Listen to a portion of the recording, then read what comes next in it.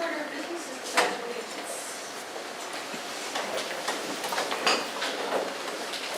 Pledge allegiance to the flag of the United States of America and to the republic for which it stands, one nation, under God, indivisible, with liberty and justice for all.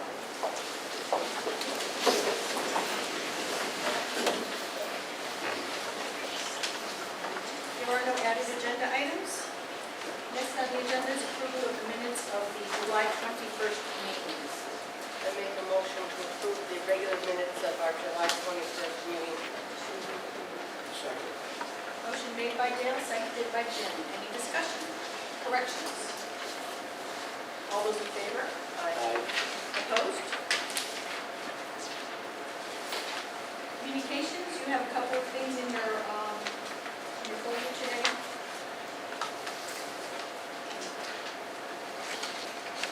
Public participation. This is the time that the public can speak on anything that's not on the agenda. Is there anyone that wishes to speak? Yes. Kathleen Clifton, Warm Road. I was at WBCA meeting. There also was there was a very loose boy. We had a lengthy discussion on financial issues. She went to the board 2 or 3 times. She spent a terrible time. And we have volunteered to help with her. And I wanted to be sure not to feel it's a hard person that people go over. And it's hard to read. I just wanted to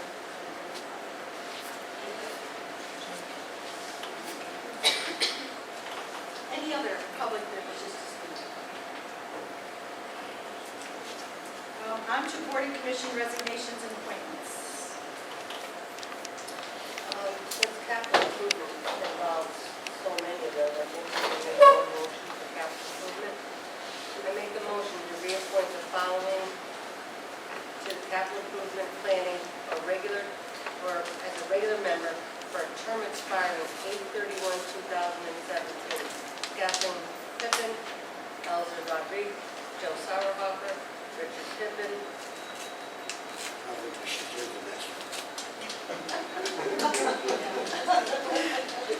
Do that one? I'll do that one. How's that one? Okay. I'll make that one. Second. Motion made by Dale, seconded by Jim. Any discussion? All those in favor? Aye. Opposed? Okay. I make a motion to appoint Dale Nelson to the capital improvement committee, a regular member for a term expiring 8/31/2017. By Jim. Is there a second? Second. Seconded by Steve. Any discussion? All those in favor? Aye. Aye.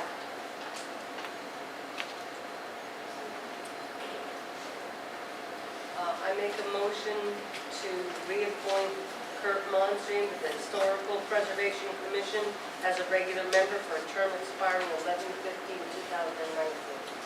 I second it.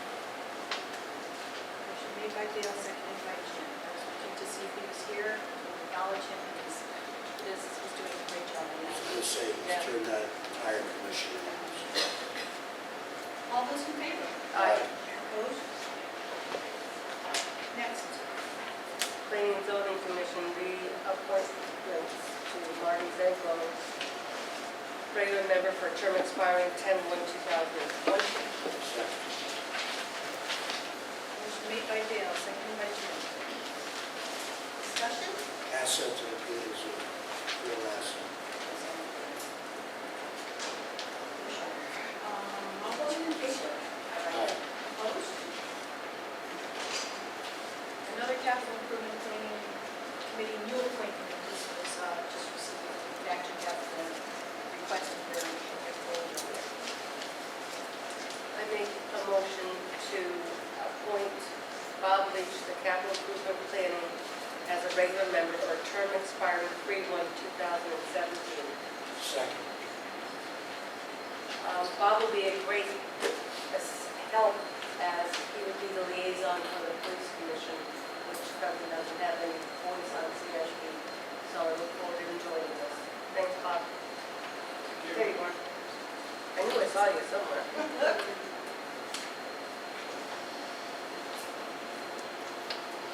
Motion was made by Dale, seconded by Second. I can't really see you over there, so you need to talk. Well, I did it before, I Oh, just I didn't, didn't know. I'm sorry, I didn't hear you. I was checking on the expiration date is incorrect.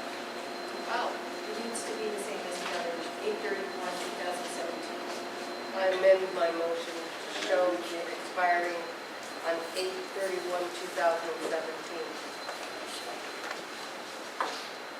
All those in favor? Aye. Opposed? Veterans Commission. Make a motion to appoint Bruce Martinez, regular member for a term expiring 3/1/2017 on the Veterans Commission. I'll second that. And again, thank you for everybody's dedication. These are all volunteer positions, so we thank you. And he was so delighted that he could come and be a part of that commission. Actually, I asked him if he could, he's part of the American Legion as well. I asked him if he maybe the American Legion could put like a box together, flags, tattered flags, and they then do a ceremony. And he said, you know what, I'll do that myself. So we're going to get a box for gathering flags that they will come and pick up. So all those in favor? Aye. Opposed?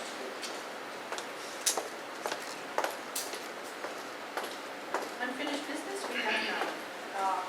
Under new business, replacement of East Windsor Middle School roof. I have members of the Board of Education and Building Committee here to present what's happening. Come on up.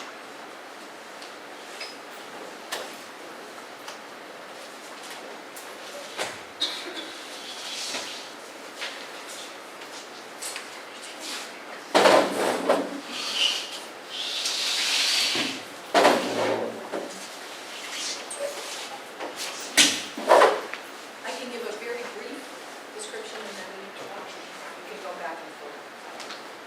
I think about a week and a half ago, Teresa, was it? We received a call, I received an email that there were problems with these applications.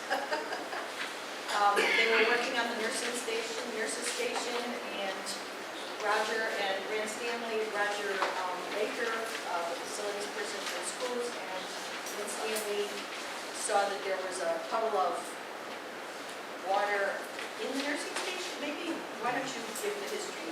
Basically, after we demoed the ceiling there, we started to notice that there was some corrosion and we had some drippage, which didn't show because it was such a slow drip that it wasn't getting to the ceiling tile, it was being maintained by the insulation.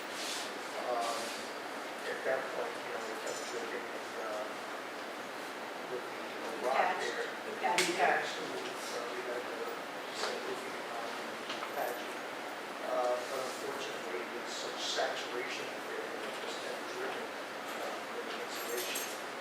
The insulation that was on the roof is a phenolic insulation, which is corrosive to the plant. And that is why there was so much damage and infection. The study for the nursery station is screwed to the roof deck. So as they went to do the attachments, they were running into less fluid areas. So this has stopped the construction because we had to replace it. So study that need to be unscrewed and prepped for. And speaking of the way in ceiling, he also had a concern about potential mold issue with the level of saturation of the insulation. So that was, he was concerned about giving the students and employees who have certain allergies to that. She said, well, So, from there it was, from Roger and Rand, it was brought to my attention and Teresa's attention, and as quickly as we possibly could, we worked to get the building committee involved, and Joe was here representing the building committee, and he and Roger have pretty much gone through the rest of the process, which was to get an RFP, because it's going to be probably around $75,000 for the year. We're going to propose to you to approve us for not to exceed 75,000. That would be the worst case if we had to replace all the roof decking. And Roger or Al felt that was the case. It looks like there's a low spot, and that's where the pictures are, where the roofs meet, and that's where it looks like all the water's been sitting. So, It most likely won't be that much steel deck, it'll be on the safe side. We want to do that first. right. What's the lower price you anticipate? In other words, they're asking for. Should be about 50. I'm thinking about 50,000 to, again, it's hard because we don't know how much decking. No, I understand, I'm just trying Yeah. to find out where we're at. So, I understand the 75 is to cover where we could go. yeah, that was on Lenny's recommendations, to just go for 75, that way we're covered. So, to speed up the process, because the superintendent is concerned about kids in the school, that area, and I don't really know what discussion has been had on the Board of Ed side as far as that part of it, the children, and I've been trying to get the money piece and the, RFP and all of that going forward.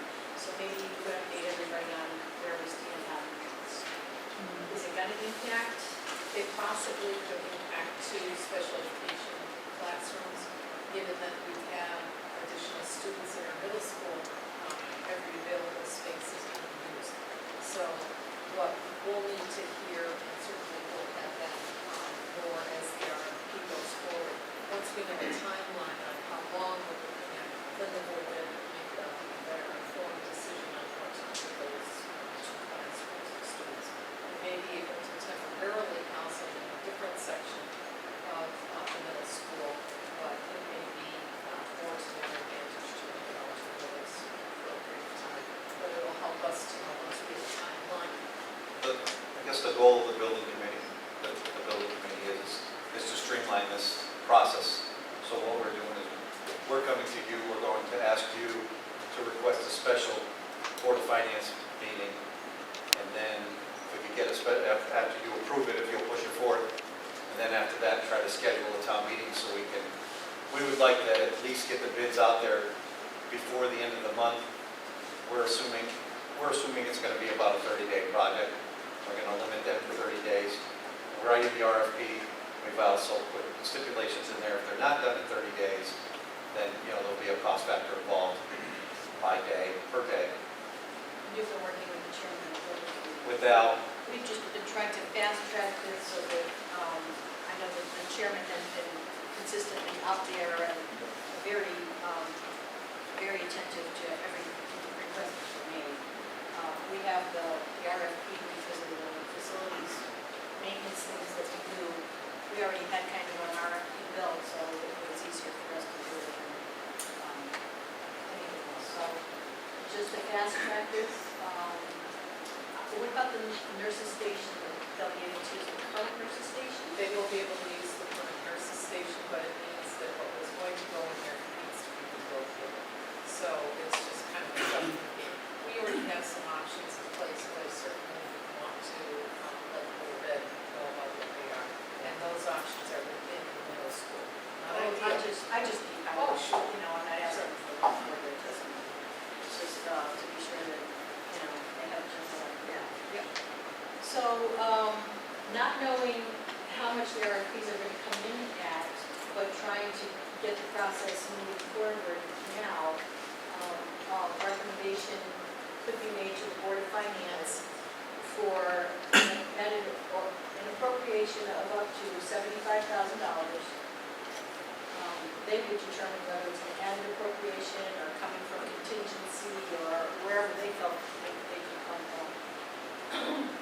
And requesting that they consider having a special Board of Finance meeting to address the need.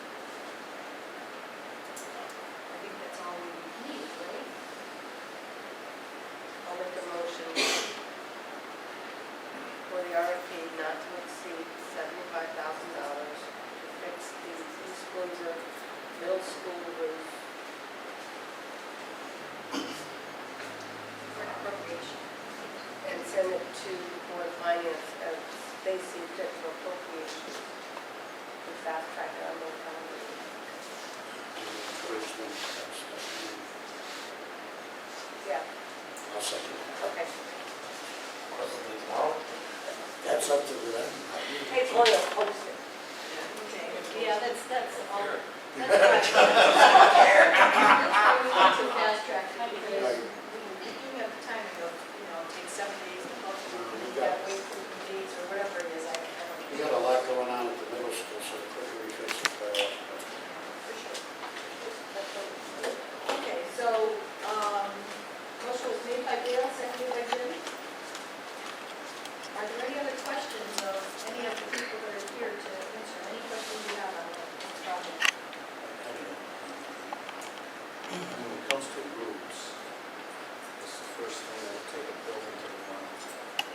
And to me, this could almost be like an emergency situation.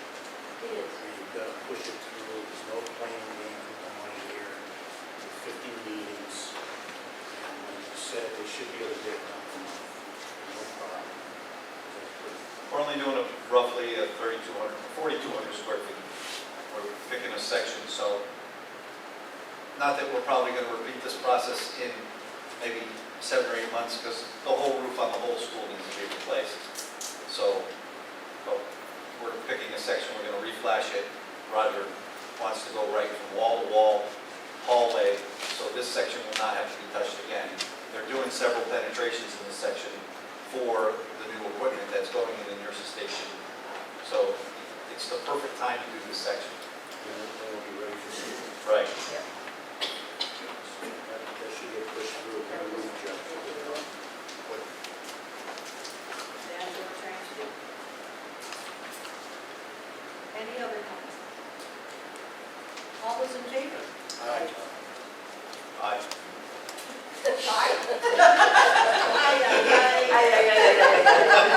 That's $100 of the selectmen party at the end of the year. Okay, just so everybody knows, the next step of the process is, tomorrow morning, I will call Al to make sure that he's aware, because maybe they need an official building committee meeting or something. I don't know that, but we'll talk about that. You'll inform the Board of Ed of the next, and I'll meet with the treasurer and see what we should do for a special board finance meeting. Vacations and everything, I don't know that they're even going to have anybody, but if not, the next meeting will be the following. And I'm sure they will get some solutions. Thank you. This has been great. These two more. Thank you. For everyone's efforts.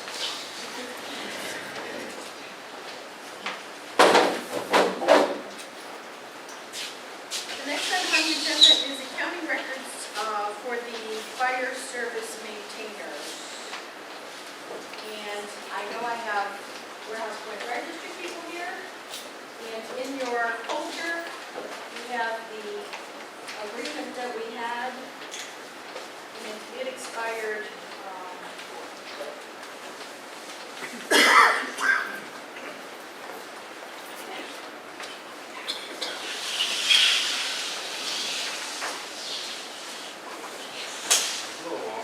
well, it only concerns the 43,000 for last year, so we need to do it again for this year. They're already in the process of doing it, we need to renew this for this year.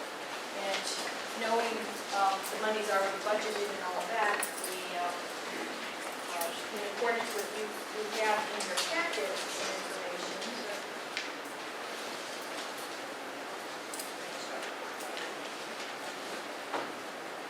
So we requested that they provide the information that was required in the agreement. So, gentlemen, the floor is yours. Okay, thank you. For everybody's information, I'm Chairman of the Fire Commission.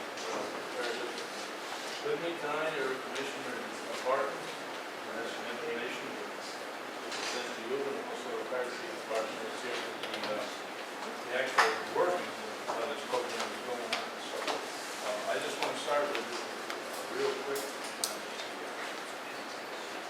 The initial startup was in May. Treasurer gave us 20,000 instead of 43,000 because we were so late to get the program up and running. So the expenses were, workers' comp, $630. Wages, $8,422. Payroll taxes, $835.80. Uniforms, $3,134.70. Administration fees and printing, $300 for grand total of $13,323.64 for the 2 months that we were up and running for the end of the fiscal year. So, as part of the agreement, the difference between the 13 and the 20, we had to return that money to the first selectmen, actually. Not me. Don't be starting No, we got to return to the treasurer. to the general fund, yeah. So, it's really working out well, the whole program. And there's been a few bumps in the road. We filled every shift around the point. I think they missed 2 shifts in Broadway.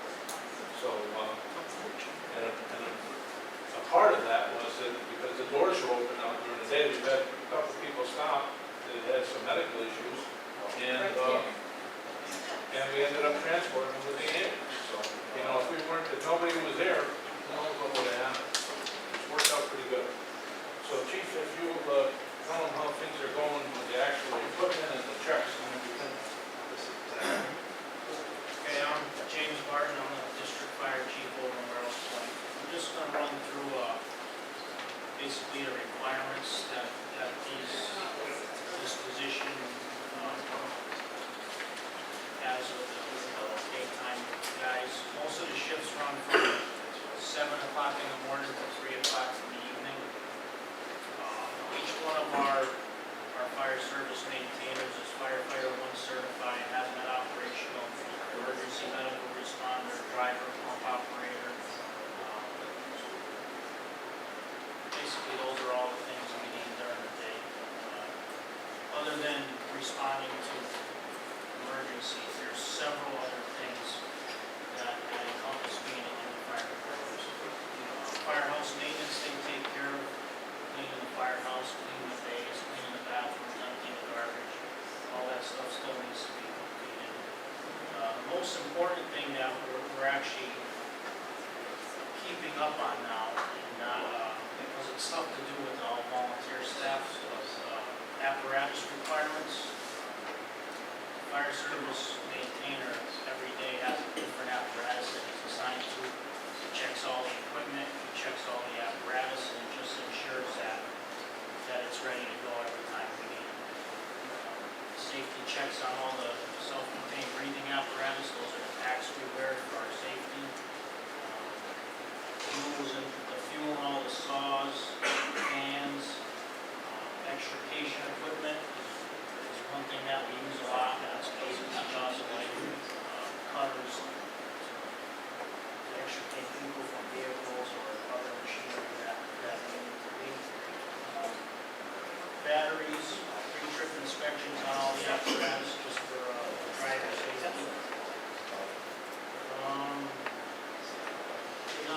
During their downtime, they do a lot of other stuff like updating hydrant locations, cross streets, new streets coming to town, and hydrants are put in for developments, we update that, along with the fire marshal's office.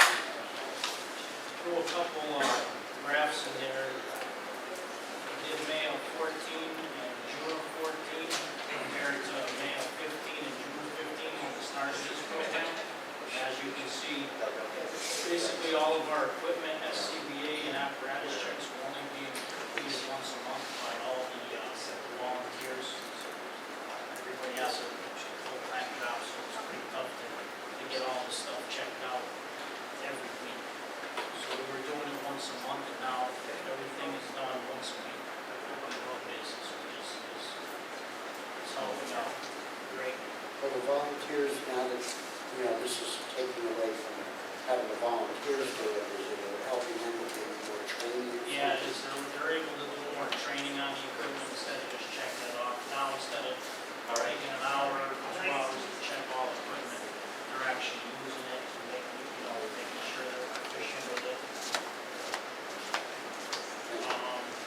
response times have gotten a little better. Average of 3 to 6 minutes we've been on the scene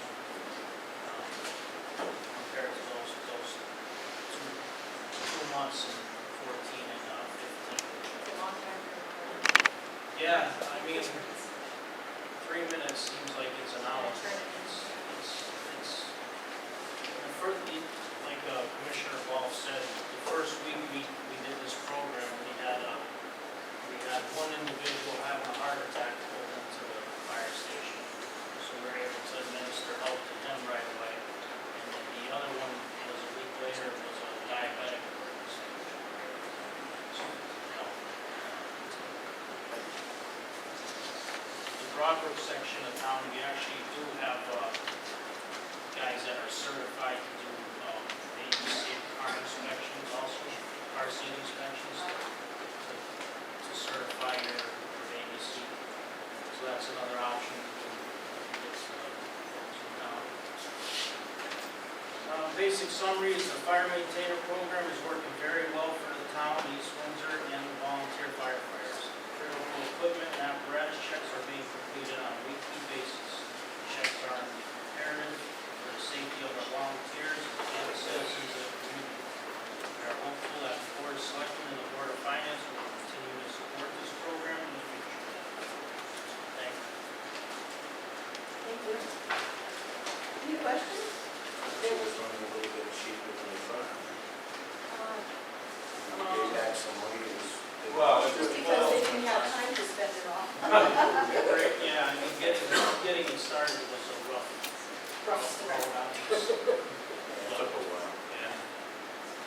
If I remember correctly, last night a comment was made that because you're able to do all these pre-checks and all that, that you were able to prevent some expensive, maybe repairs, if you weren't able to do that. Like there was a cost savings associated with the equipment. Yeah, definitely, things that are supposed to be used that don't get used a lot seem to break. Right.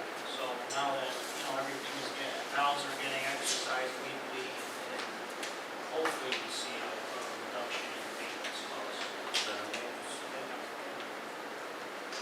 That was kind of important. Yeah. Good point, that's right. Any other questions? You also have something to say. yeah. It's good news, right? Remember, I asked you, the next time I saw you, you were gonna give me good news. I gave you all that last one.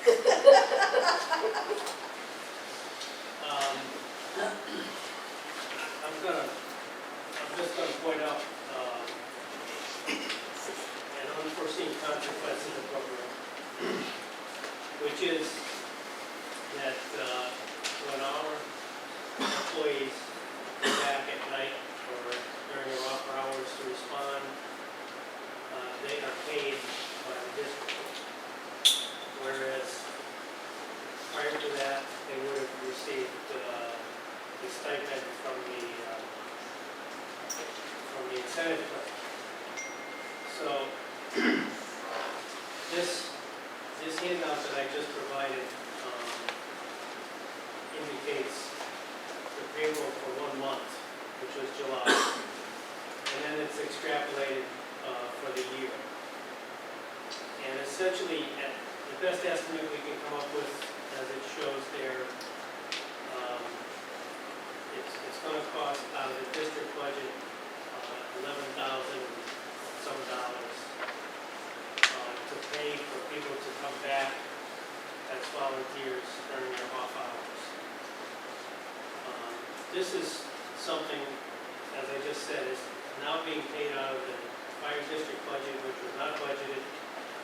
Previously, most of that, at least, would have been paid out of the incentive plan, and so now it's not.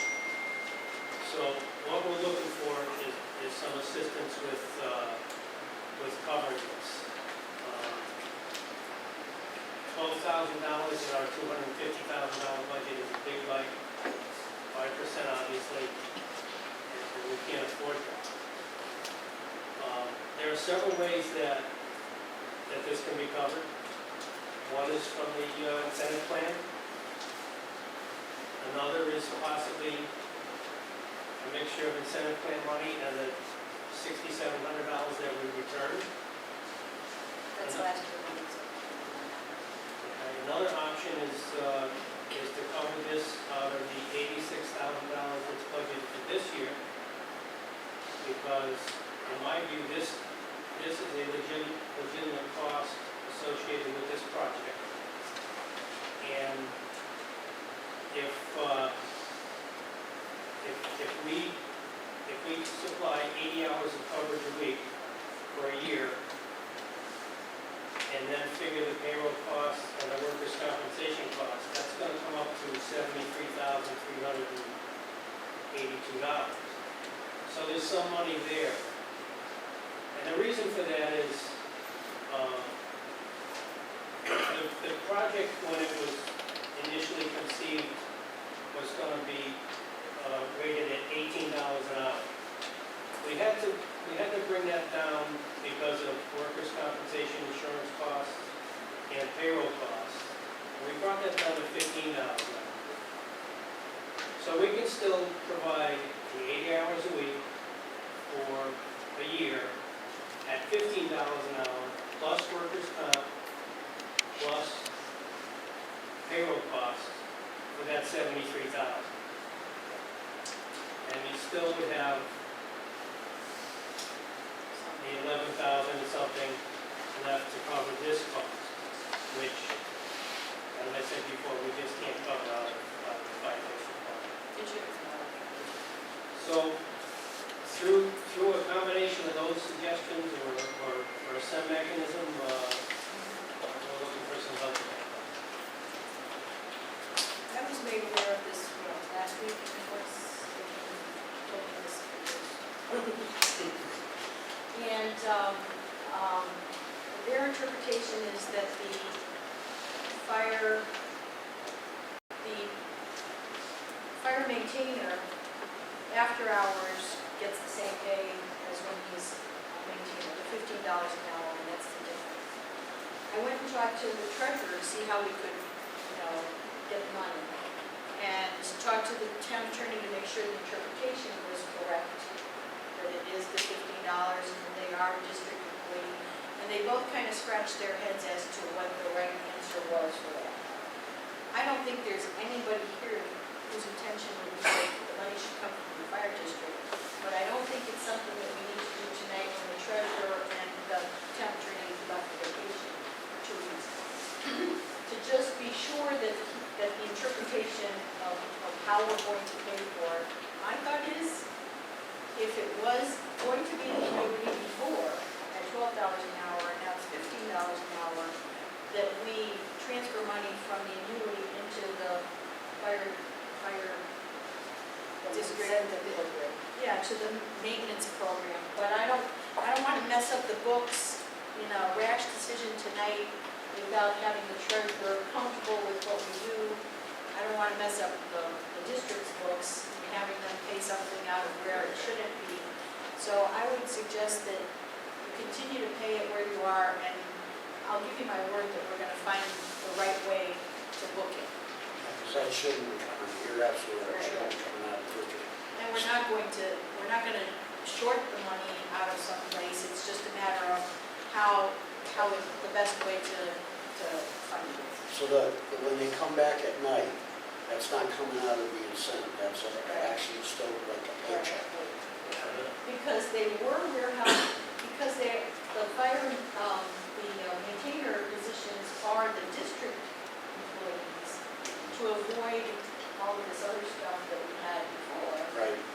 Those that are the paid firefighters now are still district employees, so they fit in that little window that the town attorney isn't sure how that window should be interpreted, because he was instrumental in making that whole agreement as legal with the labor department as legal company. So the incentive committee, if we did take it, they wouldn't have a problem. They turn back money every year, and we've been using it to pay down the annuity, which was underfunded for a really long time. So they have some extra money there. I would think that's the logical place, but but I really don't want to recommend that No, not to either, but until I am sure that both Kim and the town attorney are okay with it. Well, as I said, there also, it's going to be Some right in there.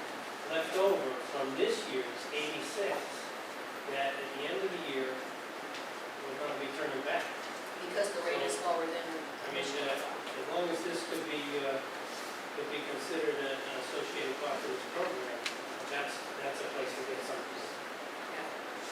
So that's a piece that I don't think we've been thought of yet. No.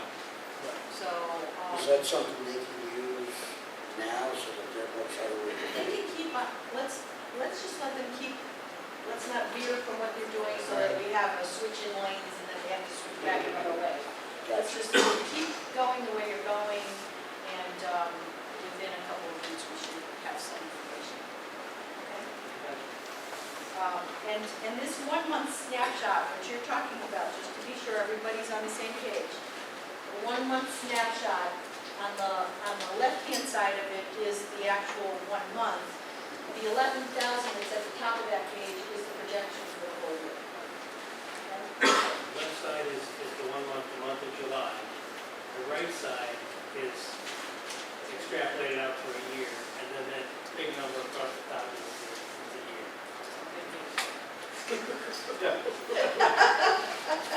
So the money that you returned back, what that amounts to, how much money? Any idea? It was quite a bit. From the maintainer. It would be 12,600 bucks. Why can't you use that money to cover the 11,000? One of the options that I'm suggesting. I mean, why?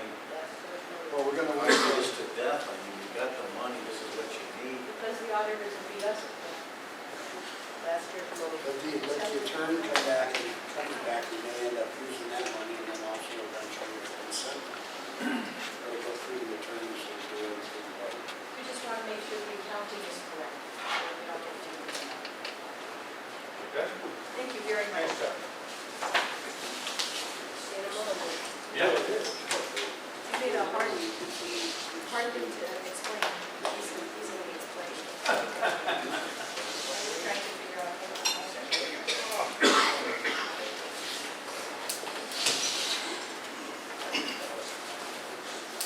The digital thing on that 1 year contract, I have to read the, well, I need to read the contract, but I did not read this question. We need to add something. Yeah, okay, I help assist pay for the. Dale's asking about the agreement for the planning team for the 2015-16. And I did not want to do this year's contract with that issue still kind of up in the air because there might be a way we address it right. Maybe we should try to address it, so it stays the same. Next on the agenda is Energize Connecticut discussion, and we have 3 nice people from Eversource. Welcome to the party. Facilities maintainer, I had a great conversation with Tony, Samantha, Ally. Last Thursday, and we thought we'd do a quick presentation. You all are going to do a quick presentation, and then there's a pledge that the town of East Windsor will do, and it'll give us some good stuff. So the floor is yours, ladies. Thank you. Thank you all for inviting us to speak tonight. So we're here to discuss on the town of East Windsor joining the Clean Energy Communities Pledge, which is a pledge of good faith, non-legally binding, that the town of East Windsor will reduce its municipal Board of Education energy use and also purchase 20% of their energy from renewable energy sources. So that's what the pledge is, but there's more to clean energy communities than just these energy reductions. Through program participation in energy efficiency offerings as well as renewable energy programs, the town of East Windsor has been earning points since January 1st,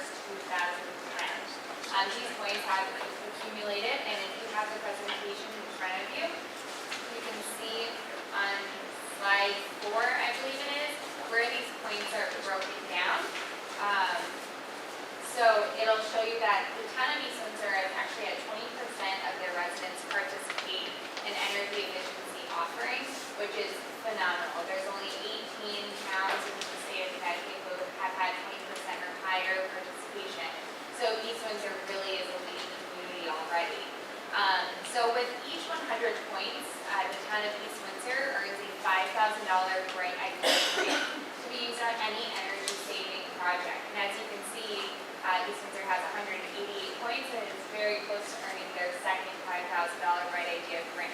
And ways that we at Clean Energy Communities can help the town get those points to reach 200 is through outreach, education and outreach. We read mailings, letters, and really educate the community on these energy saving offerings that are available to the residents. Another part, a great thing is that there's a renewable energy side to this program as well. So with every 100 points that the town earns through renewable energy participation, the town earns a $45,000 grant to be used for any project renewable energy related, as well as energy efficiency related. So right now, the town of East Windsor has $14,000 worth of grants just waiting to be used to help improve the community. And once again, the only requirement first is that the town of East Windsor is part of the Clean Energy Communities program, so that would mean signing the pledge. And also in our previous meeting last week, we discussed benchmarking, which is how to track the town's energy reduction goals. So we already have a plan set to figure out how we're going to track those. So really that's a brief overview of Clean Energy Communities, what the town is signing on to. Non-legally binding agreement. If the town doesn't reach the 20% reduction, there's no penalty, but we are here to support the town to help get as close and even beyond this 20% energy reduction.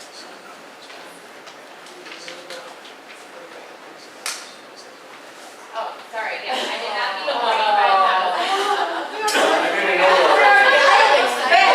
I already got it on it.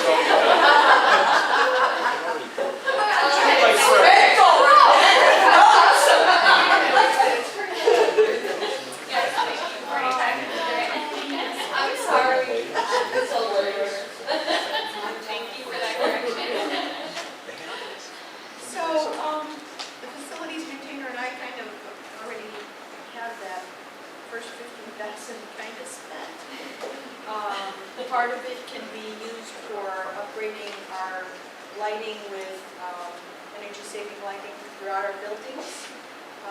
And there is a buyback, what is it called, buyback program for the light bulbs?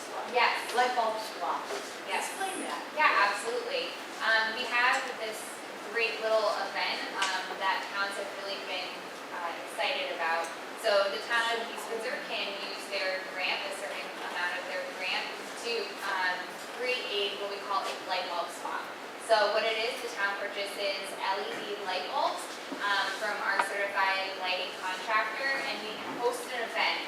We invite all the residents within East Windsor through a mailing or postcard to bring in up to 5 incandescent light bulbs, and the town will give that resident 5 LED lights for free. So it's a great way to get residents involved in energy efficiency and get the conversation started, and also help you earn your next Bright Idea grant.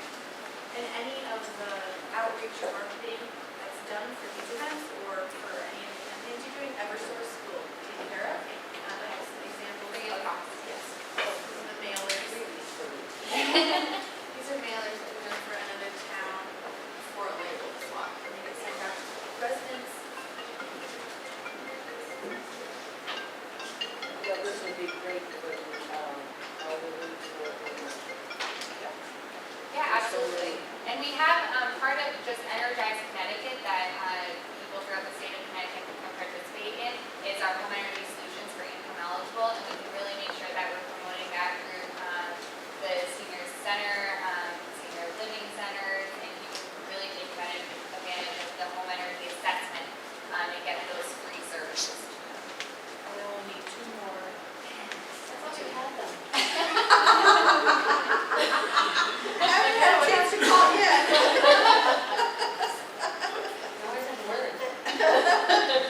So, those energy assessments are really pretty good deals.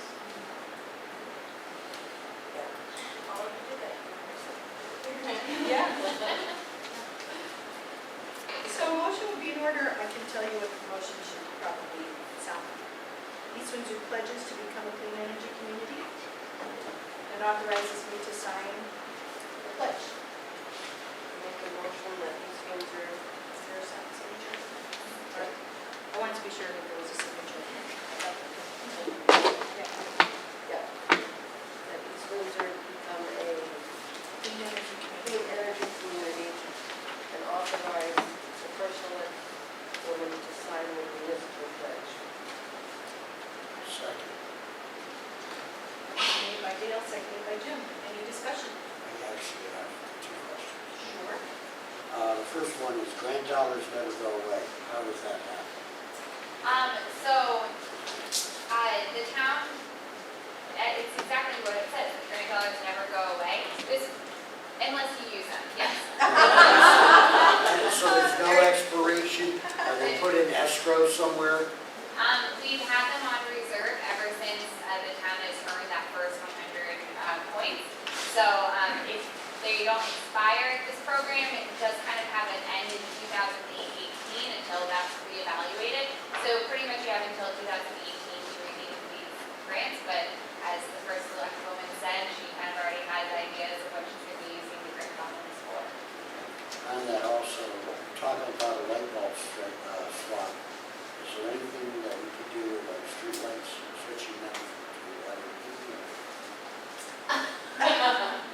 Yes, there is. You currently do not own them, right? We do not. Yes, you can swap them out and there will be a reduce. You don't have the rate set up yet because we use cost in your energy usage. So that's a net. Yep, We're that already, is. we're already in the process of studying that. No, I'm just sure. For however, we're ready to go. Yeah. That's fine. Thank you. That's all my questions. Anybody else? Any other questions? All those in favor? Aye. Opposed? Thank you for the good news.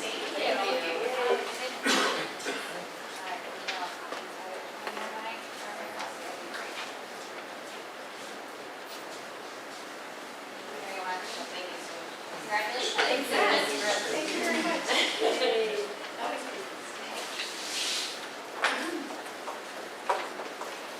That was good. I would make a motion that we go down to approval of the letter of the Connecticut State Police Lateral.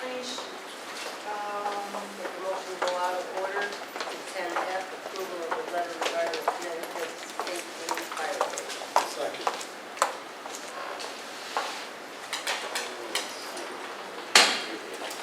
You received the letter last Friday with your proposed letter last Friday.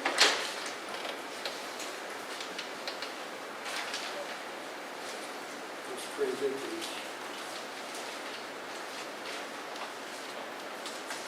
If nobody has any changes to it, I will be sending it out tomorrow. Just one, can I ask a question? Or should we not? No, absolutely. We're going to send these certified mail to all of the people, including. Sure. Make it certified.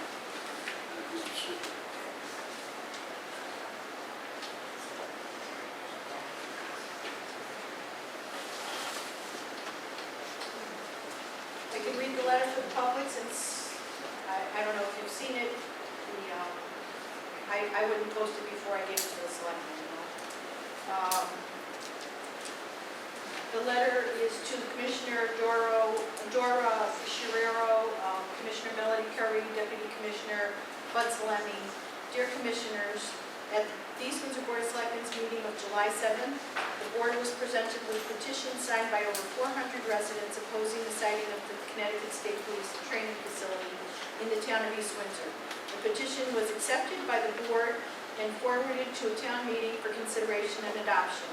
That adoption occurred overwhelmingly at the July 21st town meeting. The town strongly affirms the intention behind the petition and urges your strong consideration of the impact such a facility would have on hundreds of residents that live in the area.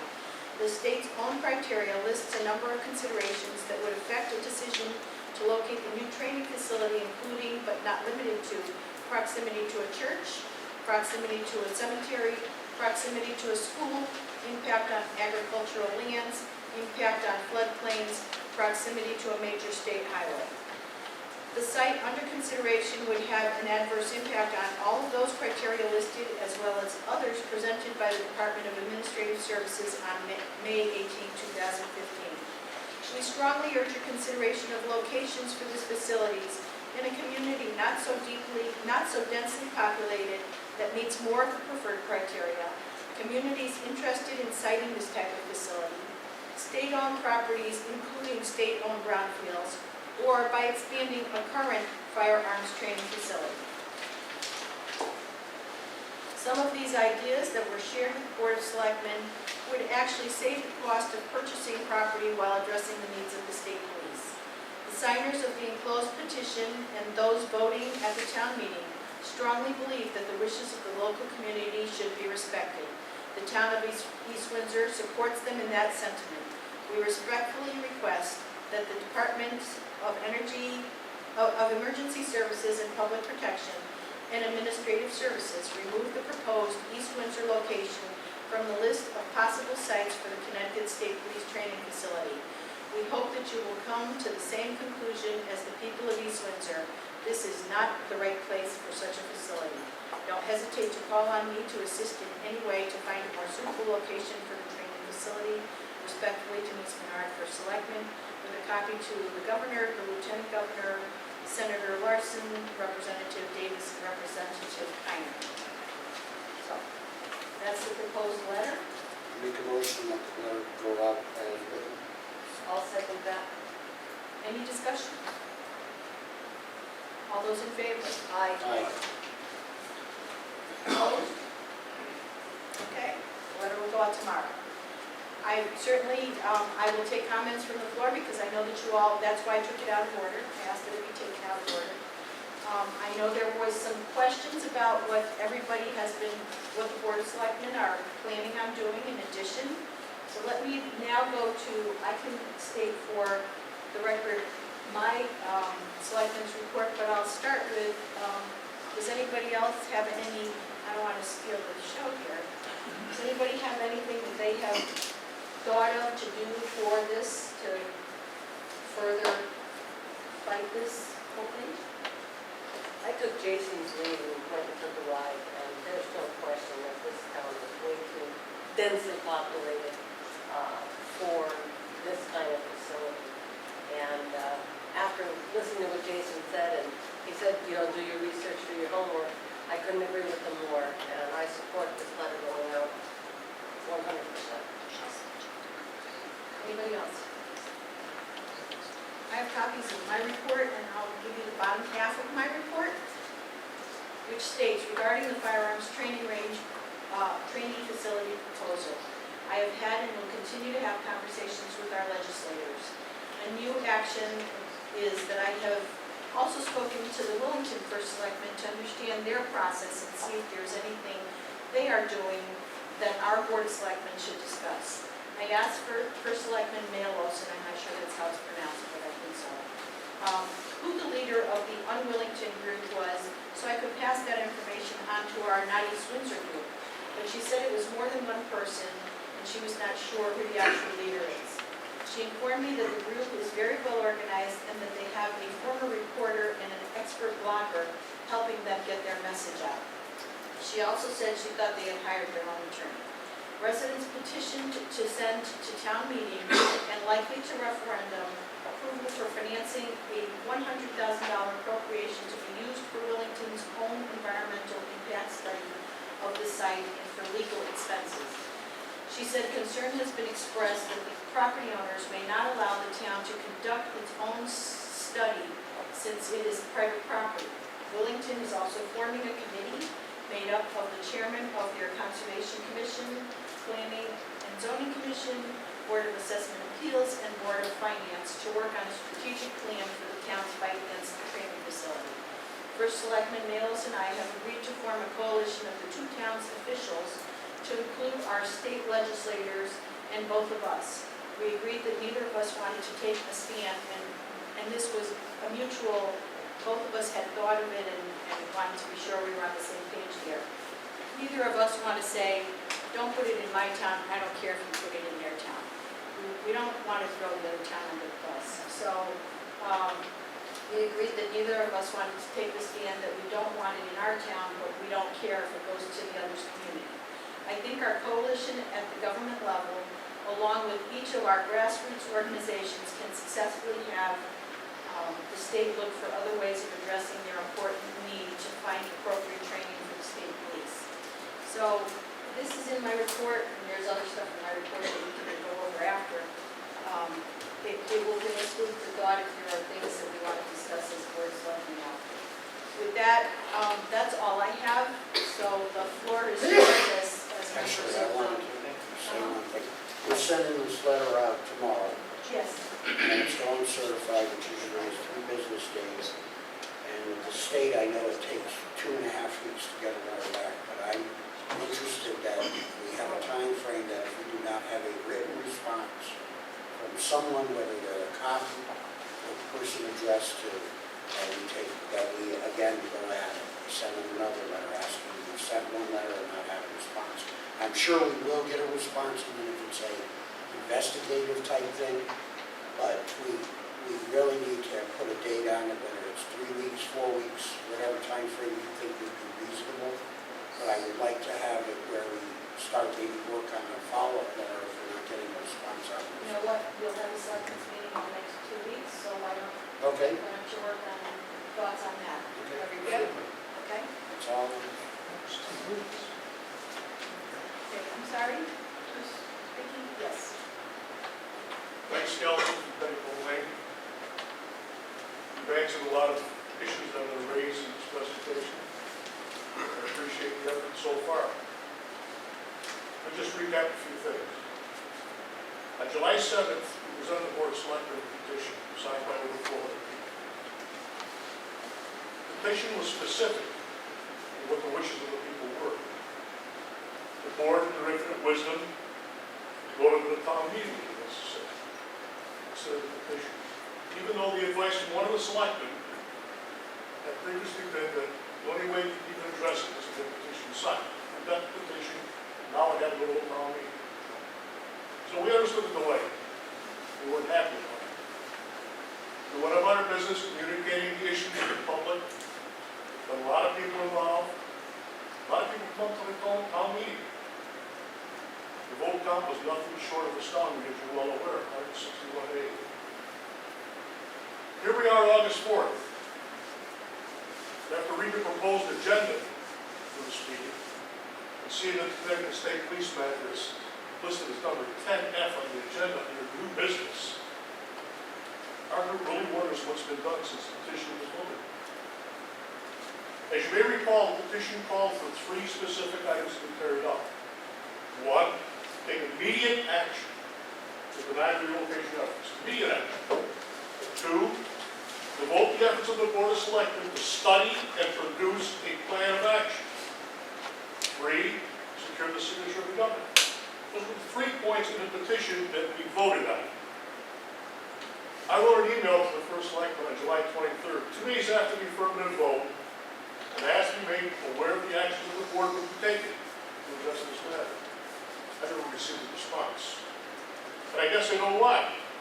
Nothing appears to have been done other than tonight we want to discuss a letter. 2 weeks later, a letter. Some of you may not think this is a serious matter. We certainly do. Our research is telling us that within a mile of this proposed site, there's 862 properties with assessed values of $125.5 million. Within 2 miles of the proposed site, there's 2,336 properties. $329.6 million in assessment value. The site of the compound, if it happens here in East Windsor, will have a direct impact on property values. We're being told somewhere between 20 and 50%. Reduce those assessments by 20 to 50%. You better be ready to tell the residents of East Windsor what services are going to be cut or what their tax increases are going to be, because that's what's going to happen. We need to step up the pace. Absolutely need to step up the pace. This has got to be a priority in town. Put the matter at number 10 on the agenda. Behind the Fort Town Fair is reprehensible. Take the 2 weeks proposal letter as far from the sense of urgency. So that service. Far from it. I can assure you our group continues to grow. You haven't heard the last of us. Maybe you should talk to the folks in Wellington. I'm glad you did. They got the message loud and clear. In fact, they're putting a war chest together to fight this program. Rest assured, we're going to be watching all the actions going forward. We're going to hold you accountable for it. We need your help. We need you directly involved in this calculus. Thank you. Thank you. I was directed by the Board of Selectmen. I was directed by the Board of Selectmen to present them a letter this week. I was directed not to send a letter without having them look at it. That's what I did. When will the letter go out? Tomorrow, Tomorrow. it's all set. Yes. Just a clarification from you, Denise. You read the letter, and I tried to listen as intently as I could, and there was a lot in a short period of Oh, time. you can have a copy. I know, I just want to ask you a quick question now. Sure. And thanks for the copy. But you mentioned something in there, and I didn't get the full gist of it. I liked it, but there was something in your letter about the other, we've been told, the news reports, we've been told from the state rep that there are other communities that are soliciting this site. And you made some reference to it. Yes, I did. Yeah, could you read that for me again, please? We strongly urge your consideration of locations for this facility in a community not so densely populated that meets more of the preferred criteria, communities interested in siting this type of facility, state-owned properties including state-owned brownfields, or by expanding a current firearms training facility. And most of those did come from you all. You know, most of those suggestions came from you all. No, I thought there was something a little more definitive. You know what I'm talking about? But Where the state rep from Tallinn said that he was aware that there were towns in the state that actually wanted to site. there is one state senator that I know of, State I rep. was told. No, she's a state senator. It's Senator, she's a senator for Sprague and another. Catherine Olson. Yes, Kathy Olson. That's who I was told was interested in, raising their hand. But that's all hearsay. I have not spoken with Kathy. I don't know that to be fact. So that's why I'm not saying it more strongly than that, because I didn't get a hold of her. You know, we've never heard the name of the town. It was Representative Elise Garcia that told us. He said he actually published it in JI, that there were towns in eastern and southeastern Connecticut. And that would be Kathy. That's what she said. Yeah, the first selectman for Willington actually confirmed that she had heard that it was Kathy Olson as well, the state senator. So I don't know, she represents more than one person. Have you given any thought to what action the board could take? Let's say, like Jim said, we don't get a response in 4 weeks, or we get a response that says, thank you very much for handling our advisement. Have you given any thought of what else we can do, you as a board, us as a town, to fight this? I think that's what, I'm trying as best I can by networking with other, towns and all of that, but I'm one of 5. So that's why I said for the next meeting, let's see what anybody can come up with as ideas that are practical ideas to help fight it. And I would suggest, if you have not networked with Unwillington, the first selectman said I suggested that she and I network on our level, and she suggested that you all network together. That they are a pretty dynamic group, and jointly we probably could do more than separately. And you all might get ideas that you can share with us, just like we put in this letter, that will help us with that next step. So, Did we add to this letter, and I understand what Mike's saying about what was in the petition, could we send a letter, a separate letter, a cover letter with this letter attached to the governor, humbly asking for his assistance, and leaving it at that? In other words, the letter itself underneath would explain exactly what we're after, but maybe a formal formal letter that's not all this other stuff, but just we humbly request Governor Malloy that maybe if you can intercede, would you?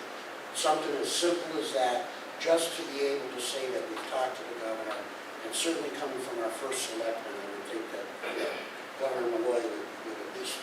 That can go to the board of selectmen, Okay, well, but, because I can tell you that he's not going to respond. well, That's okay, we can send it anyway. I mean, just not a whole bunch of stuff, just we humbly request that you, whatever you can do. Can I On follow up on that? On top of The letter that's gonna this go to letter, him which is anyway. going, To him anyway, yeah. yes, There are no answers coming out of Hartford, I know. Well, including Senator Lupiano's FOI request. There are no answers coming out of Hartford. That's why our petition was specific to 3 action items, not letter writing. I mean, letter writing is fine, you need to state the position, that's all well and good. There's 3 positions. You need to do exactly what was in the petition. Deny the relocation efforts, you're doing that formally. Devote the efforts of the Board of Selectmen to study and produce a plan of action. which we are doing. Because the letters are going to go unanswered. As all the questions that we've sent to Hartford have gone unanswered. So that's not going to work. I think you need to stop and think, and let me go to Jason Bowser's report, because, and it's something that I think you all know, but maybe not. Regarding the proposed state police training facility, consideration for funding was withdrawn from the bond commission last month. It was on their agenda. It was withdrawn. Both he and I and the Wellington First Selectmen have been led to believe that it was withdrawn by the Lieutenant Governor. So that is, again, sort of, we're just getting that kind of rumor. We're not going to get definitive, the governor's going to come out against it. We can do, the letter writing and all of that, but he's not going to take a stand. He did in Glastonbury. He signed a letter in Glastonbury. Sure. For all his millionaire friends, he signed a letter. Doesn't worry about his I didn't know that. Windsor. And I can go, do you have a copy of the letter, Jim? No, but I heard that it did. I'd be glad to go to Glastonbury and get it. if that's- Well, no, I can get it. I can call I've Doug. been aware of it, and I Why did wasn't, you say something? well, because that was a while ago, and that's how they got rid of them. That goes to the lack of plan. Oh, well, lack of sharing, hello. We're all part of it. Right. I understand. She's had her hand up for a while. Yes. Marie, Whether I agree or disagree with the letter, the main point at this point, but if you're going to try to expedite that, my suggestion would be to email it to their secretary, Assistants. assistants, and put on the hard copy will come via Good certified mail, only because of certified mail, once it gets to Harvard, the mail It's guy's in a going to big- sign it, and sit in the bed, and he's not going to get it anyway, so I would do an email saying it's going to be a letter being forwarded, be on the lookout, but they'll already have it, and start working on it. That's a good suggestion.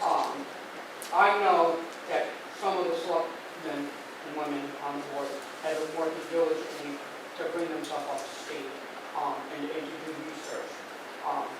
These are volunteers, civilians, the rest are volunteers. Some of them have full-time jobs, so they're doing it in between, and I commend them for it. So I apologize that you're getting the rap as if you haven't done anything, but haven't sat on numerous boards in town. Things don't happen overnight, even if you want to. We're getting there. But you're getting there, so I commend you guys for that. My other concern is, or maybe it's not a concern, I understand the legislature talking about going into a special session. If they do, that might help us out a little bit for your agendas. But good luck with getting whoever to sign off on the letter that's been dictated that he signed. I think that's a little short-sighted. I've noticed that individuals that put that in, make anybody do anything they don't want to do. And I'm not saying he doesn't want to do it. Let me go to Glastonbury and see what they got. If he did it once. And if it's happened, I'm just questioning why it wasn't brought up beforehand, why wasn't it shared with you so that you'd have something to go about. Because I personally wouldn't bother the governor for something that the environmental agencies are working on because they have a job to do. And it's just unfortunate that nobody shared that with you. So with that aspect, I guess, Jim, sorry, but you probably should have shared that verbally. Actually, it's pretty common knowledge out there, that's how I've heard it.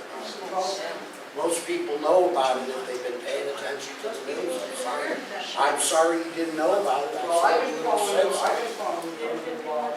Well, that's around here, what, And I haven't seen that.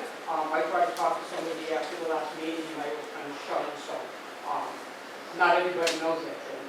Okay, I'm- Mr. Turner, had his hand up? Yeah, Denise, Yes. one thing about the letter, you said in there hundreds of people are affected. I think that's the terminology, somewhere in there. Hundreds of residents, Yeah, yes. It's thousands of residents. You gotta get the count right. There's at least 20, if you just do an average, 3.3 people per house, okay? When you do the math, it comes out to 2,500 people, give or take. Okay? Good point. And that's within a 1-mile radius on your map. You take your map, draw a 1-mile radius, count up the streets, the math comes out pretty easy. Okay, cool, thank you. I'll make that change. You know, the last, we had the hearing, and everybody voted, it was 161 to 8. Thank you. Mr. Larson, Chris Davis, and there's another gentleman, I guess couldn't make it. They said upon the vote of the people who were against it, and the board of selectmen, we came back here and we voted unanimously on that resolution, I guess it was. That Larson and Davis said that they were going to take the fight to the Capitol. That's what they told us at that meeting. They would go in, they're there every day, they would fight for us. So just wanted to bring that up, so no one forgot that part of it, you know. And if I can respond to that, Mr. Dearborn, I emailed them right after I emailed the first selectman, and I've got no response from that meeting. So that's how sad this thing is, and that's why we're excited about it, we're very upset about it. I can tell you that Senator Larson and I have had a number of discussions, and we're trying to find alternative uses that we can propose to the owner of the property. Because we cannot, as a government, we can't tell somebody they can't sell their property, and we can't tell them that they can't use their property within their, legal rights. But if Senator Larson and the state representatives, if they, choose to weigh in, I know Senator Larson and I are trying to find alternatives from grants that could possibly be used for the state to acquire property for like open space or something like that, or recreation kind of uses, or some other uses that could be appropriate for a spent, quarry kind of thing. I saw the other night, and this is how much it's on my mind. There was an advertisement for the Portland Quarry. Is that something that we could do, where they use it for recreation? They filled it with water, and they've got all kinds of stuff going on there. It's a wonderful, wonderful facility out there. And I'm going to talk to the first selectman of Portland during next week. Why is it our responsibility as a town to be the agents for a private property owner? That's what we're doing. We're going out trying to find uses for the property for that particular property owner. If the property owner wants to do it, have them do it. But the town shouldn't be involved in that. Okay, so I now know. you're Just playing both ways here. You're saying to not do something, but you're saying, I'm trying to find alternatives that we can say, look, we're asking you not to sell it for this, but would you consider that this might be a good idea? Yeah, but We can't Your tell first them. comment was more appropriate, you can't tell them who to sell to. Absolutely Charbonneau is not. not the bad guy in this thing, it's the state citing issue. That's the problem. Nobody is saying Charbonneau is a bad guy. We're saying if we can give him an alternative.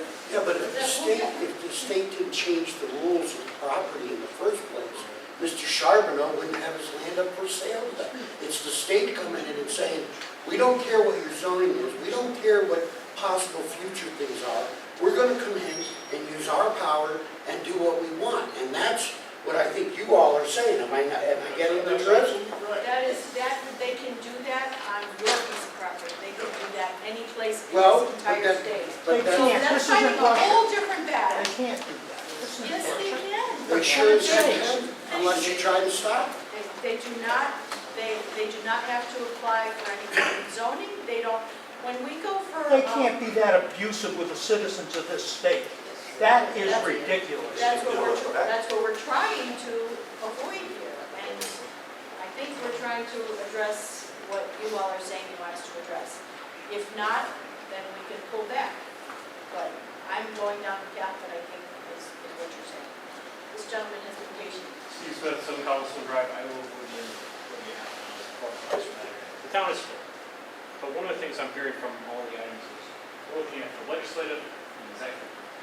One of the things I haven't seen, and I haven't seen that much on the East Windsor items is, if you really want to tie somebody up, let's see the judicial branch, file a lawsuit from an environmental perspective, as a coalition.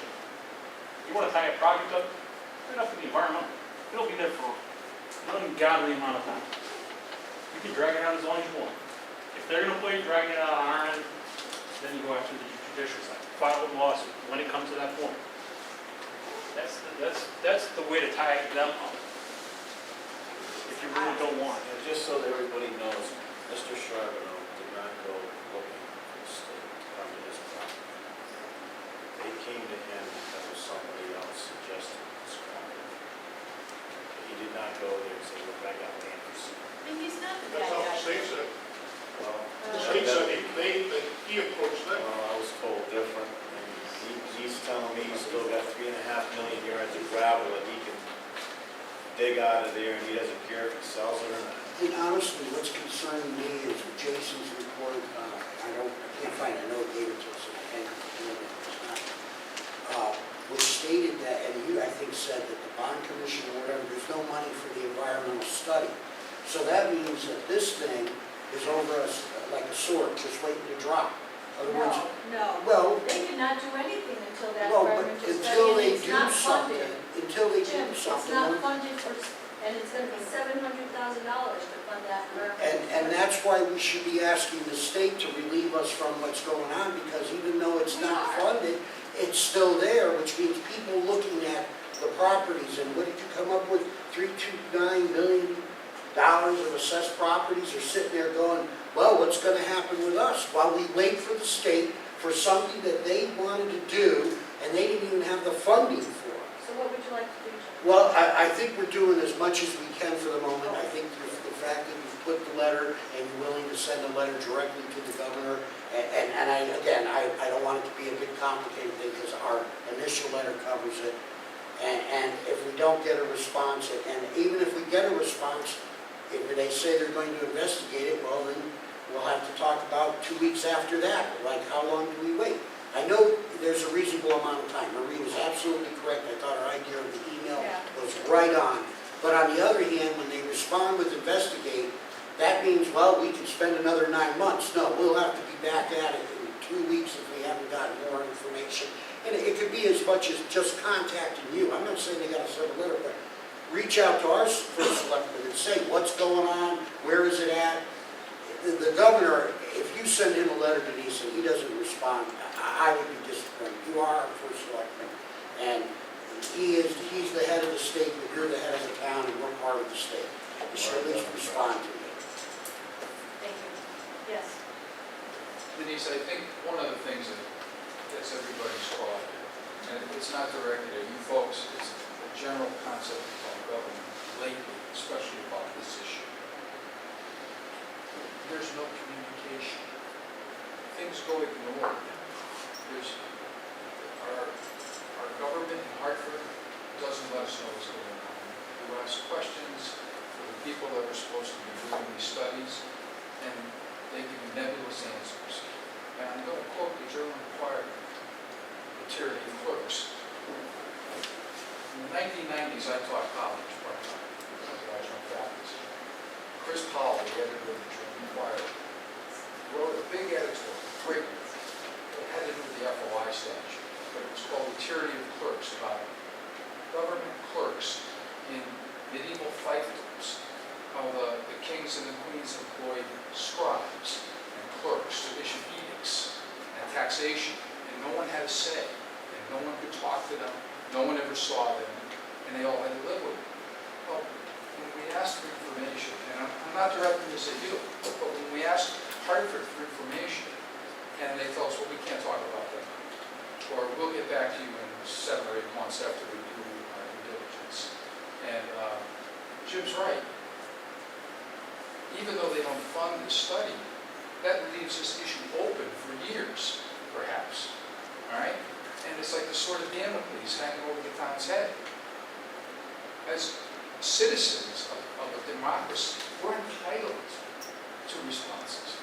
And I'll tell you right now, if you go on every single state legislator's website, you will see the leader of giving information is Senator Leone. You pull up his website, and on this issue, there are at least 5 articles and publications that he has published, I think since the beginning of July, about this issue. He's the only one, all right?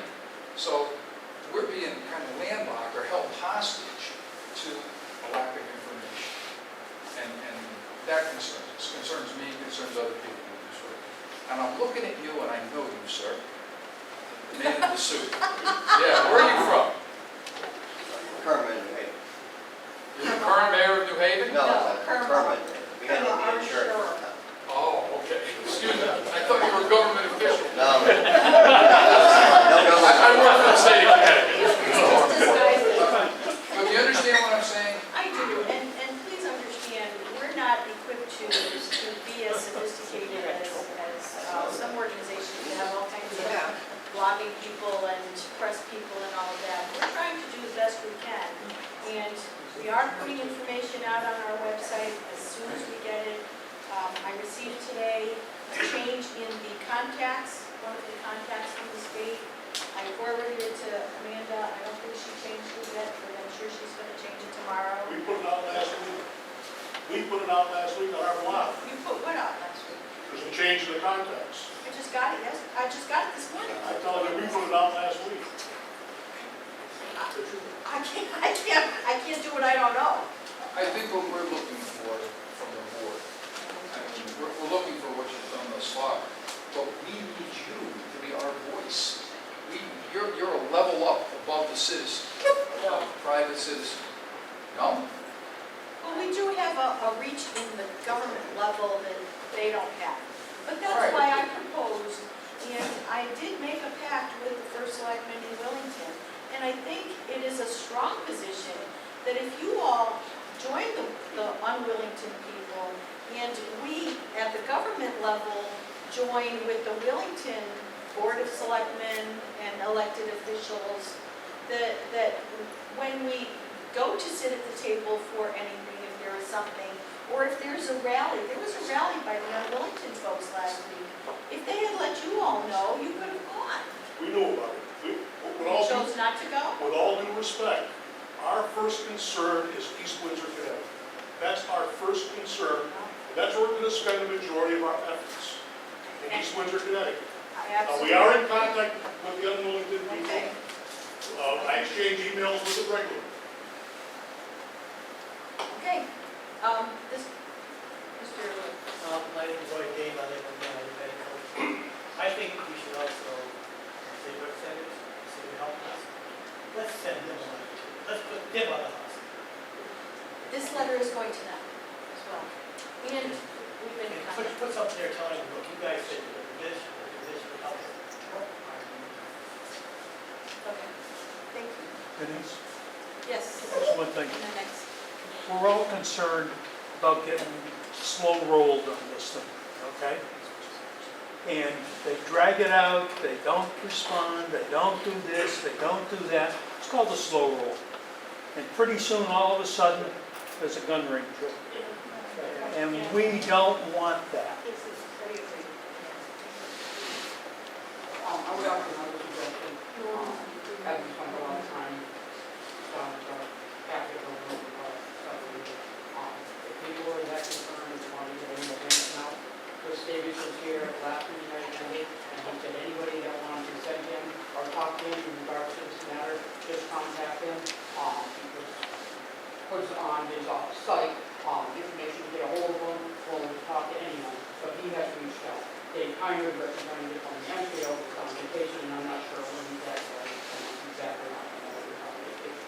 But if I had a concern, I would call him over to his office myself and tell him that you're afraid that this could be steamrolled, you want to talk to somebody, you want to have a meeting. That's steamrolled slow. You know, but if you just sit back and expect 5 people to do what 150 people can do, They the were more voted to phone do calls, something. the more. Yeah, they were voted to do I our understand, thing. I understand, it, I'm just saying, if you want to expedite it, you want to get the legislature's attention, start calling them. They hate it when people call. They hate it when they get letters. They get more than 5 phone calls on the subject, they're gonna open their eyes. I'm just telling you through experience, do what you want, because I don't care what you do or you don't do. I'm just saying, if you want to do it, and you want to get some extra help, you got to start calling them. That's all.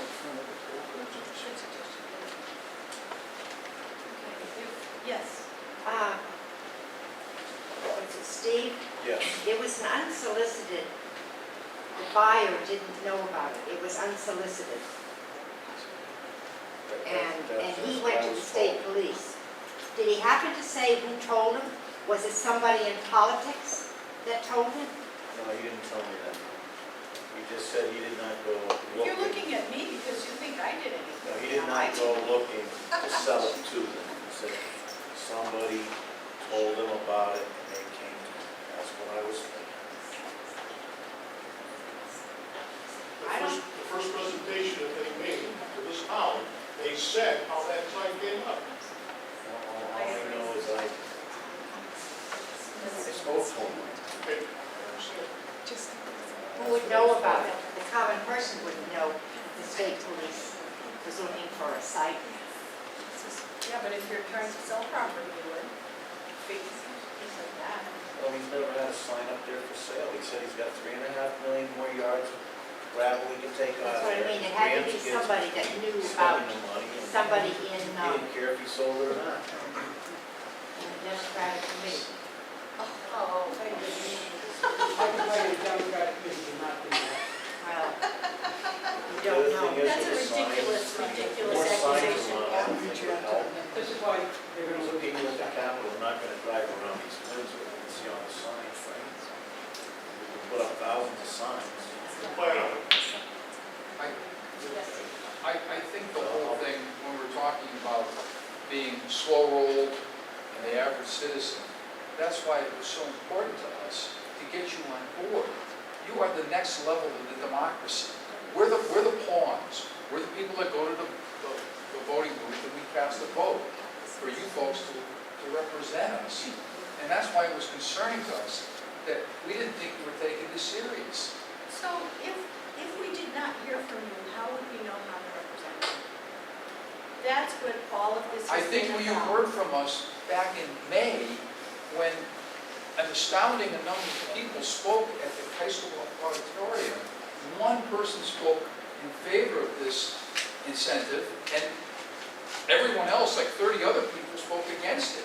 That's how you know. That was the very first night that the public had any input or any But knowledge. 30 people does not represent 11,000. And neither do 200. But it's a All right. lot more of a voice.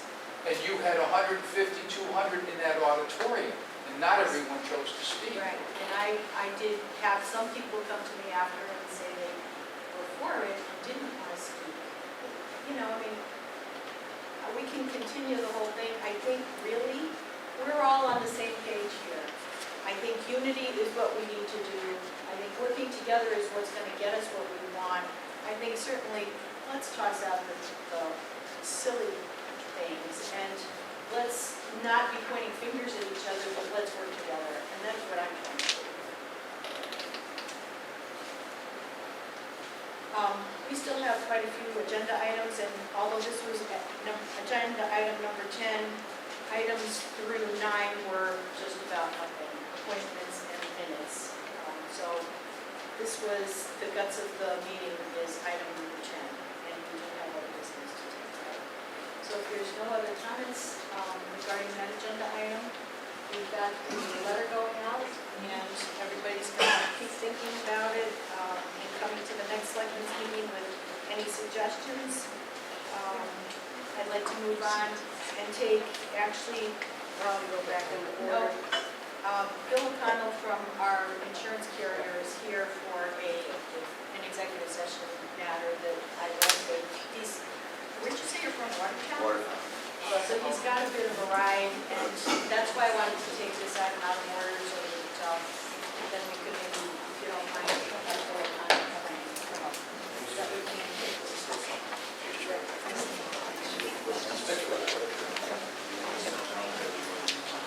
We got them all solid enough for you.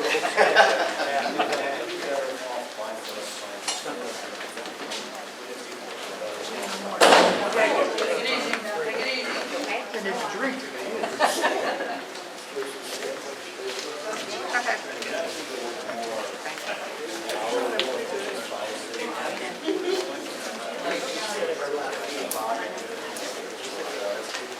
Thank you all. Come up with funding. Well, that's gonna be the challenge. You want to stop tied up, if you look at the majority of houses, Well, that's how, that's how it's going to go. As soon as they pick the state. When I'm not home during the day, I feel bad for them. If they don't get the exercise. Right there. They look forward to it so much.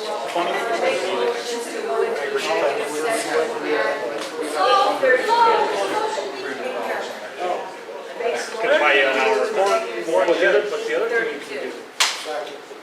Exec session, guys. I want to hear a motion. Oh, yes. Herman. Leave now, Lee?